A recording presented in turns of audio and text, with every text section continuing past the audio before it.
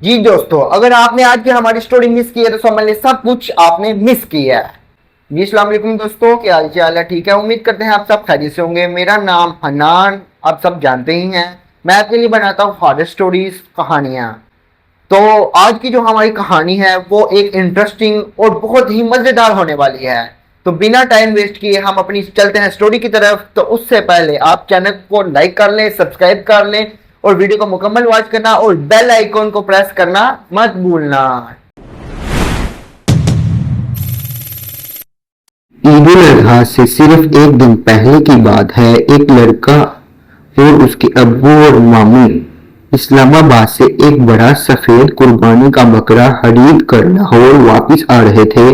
बकरा बहुत खूबसूरत था, मगर अजीब बात यह थी कि उसे खरीदते वक्त व्यापारी ने एक बात बार बार कही थी, भाई रास्ते में रात ज्यादा हो जाएगी तो गाड़ी कहीं मत रोकना।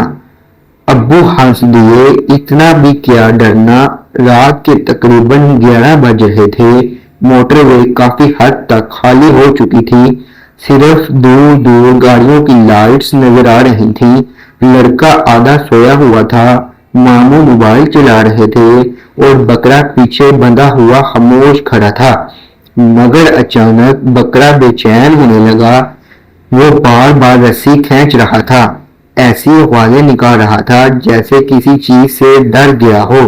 लड़के ने पीछे मुड़कर देखा, अब्बू ये बकरा ऐसे क्यों कर रहा है? अब्बू बोले, शायद थक गया होगा। मगर मामू अचानक खामोश हो गए, क्योंकि बकरा मुसलसल गाड़ी के पिछले शीशे को देख रहा था, जैसे कोई चीज पीछे आ रही हो। कुछ देर बाद गाड़ी चकवाल के करीब एक सुनसान इलाके से गुजर रही थी। सड़क तकरीबन खाली थी। तभी लड़के ने अचानक सड़क के किनारे एक बूढ़े आदमी को देखा। सफेद कपड़े, हाथ में पुराना सा थैला और सर झुका हुआ। वो आहिस्ता से हाथ हिला रहा था, जैसे लिफ्ट मांग रहा हो। मामू बोले, इतनी रात को अजीब आदमी है।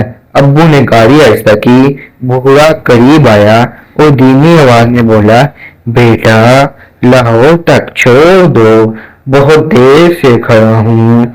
उसकी आवाज अजीब थी, बहुत आहिस्ता और सरल।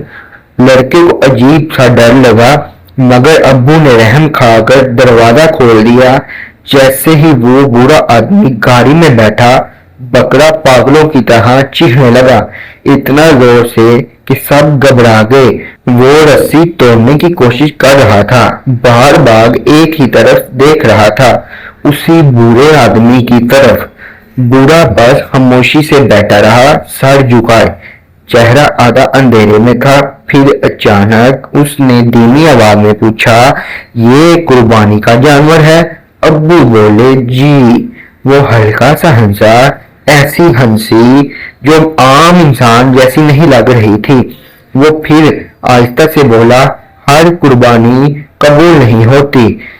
गाड़ी में अजीब खामोशी छा गई। लड़के के जिस्म में सर्दी सी दौड़ने लगी। कुछ देर बाद उसने पिछले शीशे में देखा और उसका खून जम गया। बूढ़े आदमी के पांव उल्टे थे, बिल्कुल उल्टे, जैसे वो इंसान ही ना हो। लड़की की आवाज कांपने लगी, अब्बू उसके पांव।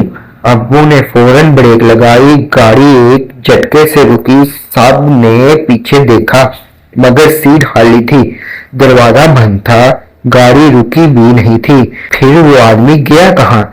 सिर्फ सीट पर गीली मिट्टी के निशान पड़े थे और अजीब सी बदबू फैली हुई थी। मामू के हाथ कांप रहे थे। मैंने कहा था गाड़ी नहीं रोकनी चाहिए थी। अब्बू ने फौरन गाड़ी तेज कर दी।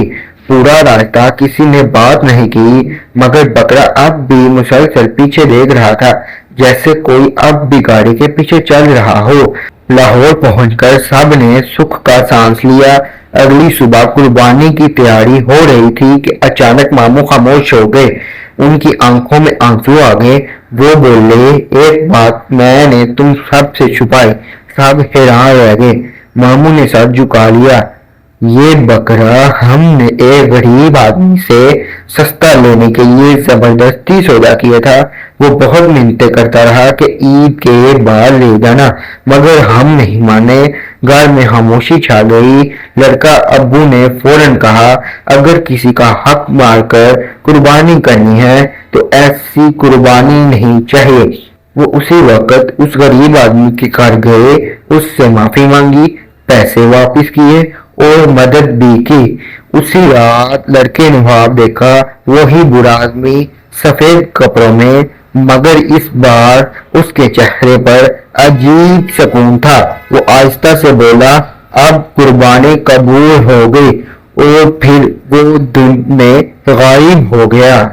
जी तो दोस्तों, अगर आपने हमारी वीडियो को मुकम्मल वॉच किया है तो आपको इस स्टोरी की समझ तो ये जरूर आई होगी कि अगर लालच, जुल्म या किसी से धोखेबाजी से कुर्बानी की गई, वो कुर्बानी नहीं होती। तो आज की स्टोरी थी जो कि हमारी बहुत इंटरेस्टिंग थी। तो अगर आपको हमारी वीडियो अच्छी लगे तो चैनल को लाइक करना, सब्सक्राइब करना मत भूलिएगा। तब तक के लिए अल्लाह हाफिज।